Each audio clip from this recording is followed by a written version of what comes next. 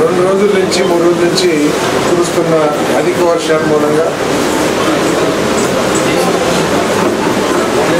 Pedavagu project breach మూలంగా వేరేరుపాడు మండలంలోని 12 గ్రామాలు 7 పంచాయతీలు తీవ్రంగా ఎఫెక్ట్ అయినాయి. ప్రజలు కూడా తీవ్రంగా నష్టపోయారు. ఈ పెదవాగు ప్రాజెక్టు 2 రాష్ట్రాలకు సంబంధించిన ప్రాజెక్ట్. అంటే ప్రాజెక్టు తెలంగాణలో ఉంది కాబట్టి ఆ ప్రాజెక్టు మెయింటెనెన్స్ అంతా కూడా తెలంగాణ ప్రభుత్వం చూస్తూ ఉంది.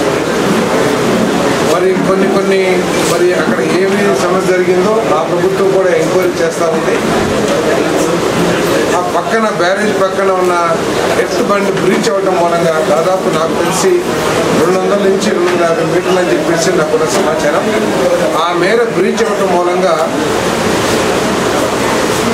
వెనకాల స్టోరేజ్ ఉన్న వాటర్ మొత్తం కూడా ఒకేసారి ఈ 12 గ్రామాల మీద పడటం మూలంగా ఈ తీవ్ర నష్టం జరిగిందని చెప్పేసి మనం చేస్తా ఉన్నాం.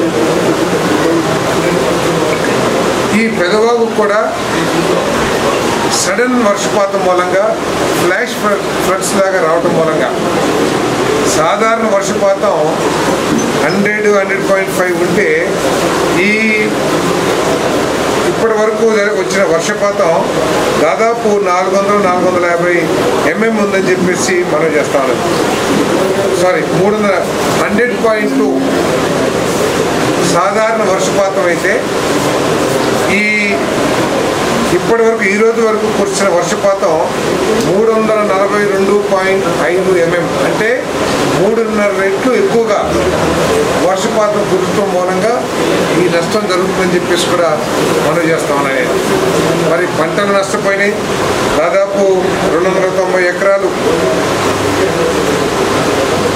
298 ఎకరాలు వరి నారు పూర్తిగా మునిగిపోయింది. అదేవిధంగా 7,450 ఎకరాల్లో పంట మునిగిపోయింది. ఇది వరి పంట. అదేవిధంగా మరి హార్టికల్చర్లో 106 ఎకరాలు డ్యామేజ్ అయిందని చెప్పేసి కూడా మనం చేస్తూ ఉన్నాము.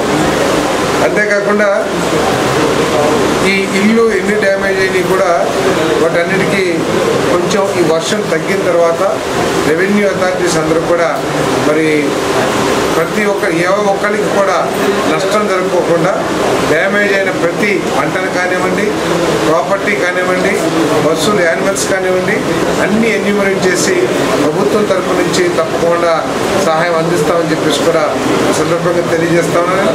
మరి మన గౌరవ ముఖ్యమంత్రి గారు శ్రీ నారా చంద్రబాబు నాయుడు గారు నిన్నటి నుంచి కూడా ప్రతి నిమిషం ఈ నష్టాన్ని ప్రజలు పడుతున్న ఇబ్బందుల్ని మానిటర్ చేస్తూ అధికారులకి సూచనలు ఇస్తూ మరి ఇక్కడ ఈ కార్యక్రమాలన్నీ కూడా చేస్తామని చెప్పేసి మనం చేస్తా ఉన్నాం. మరి తప్పకుండా ప్రజలకి అసౌకర్యం కలగకోకుండా అధికార యంత్రాంగం అంతా కూడా మరి వారికి సేవ చేయడానికి ఇక్కడ నిమగ్నమై ఉంది. వాళ్ళకి కావాల్సిన అన్నీ కూడా ప్రభుత్వం ఏర్పాటు చేయడానికి ఎక్కడ కూడా ఆలోచించే పరిస్థితి లేదు. వాళ్ళకి ఇబ్బందులు తొలగే వరకు కూడా ప్రభుత్వం వారికి అండగా ఉంటుందని చెప్పేసి మనం చేస్తాను. మరి ఎమ్మెల్యే గారు కూడా వారి సిబ్బంది కానివ్వండి, లేదా వారి అనుచరులు కానివ్వండి, మరి ప్రభుత్వ యంత్రాంగానికి సహకరించి మరి వారు కూడా భోజనాలు ఏర్పాటు చేయడం కానివ్వండి, లేదా ప్రజలకు ఏమేమి కావాలో మంచినీళ్ళు అవన్నీ అరేంజ్ చేస్తున్నా కూడా చాలా తగు పాత్ర వహించారు.